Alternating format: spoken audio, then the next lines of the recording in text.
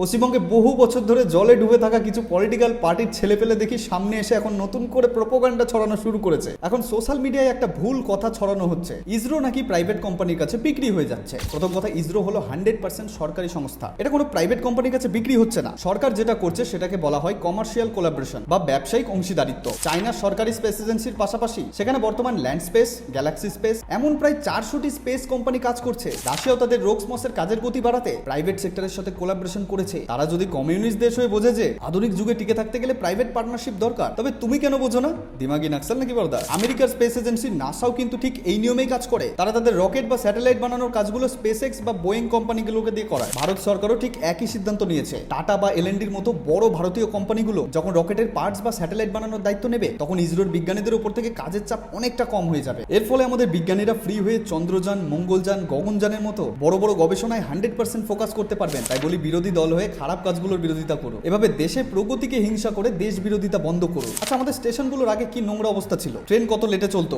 আজ আইআরসিটিসি এবং বিভিন্ন কোম্পানিগুলো যখন ম্যানেজমেন্টের দায়িত্ব নিয়েছে, তখন থেকে বন্দে ভারতের মতো আধুনিক হাই স্পিড ট্রেন এসেছে। স্টেশনগুলো এয়ারপোর্টের মতো পরিষ্কার হয়েছে, কেটারিং কোয়ালিটি উন্নত হয়েছে এবং ডিজিটাল বুকিং কত সহজ হয়ে গেছে। এখন এটাকে বেচে দেওয়া বলে না, একে বলে মডার্নাইজেশন অ্যান্ড এফিসিয়েন্সি। পুরোনো মান্দাত্তা আমলের চিন্তা থেকে বের হও। দেশ এভাবেই এগিয়ে নিয়ে যেতে হয়। ইসরো আমাদের ভারতের গর্ব ছিল, আছে এবং থাকবে। নেক্সট টাইম এই প্রোপাগান্ডা ছড়ানোর আগে দয়া করে একটু পড়াশোনা করে আসবেন। জয় হিন্দ।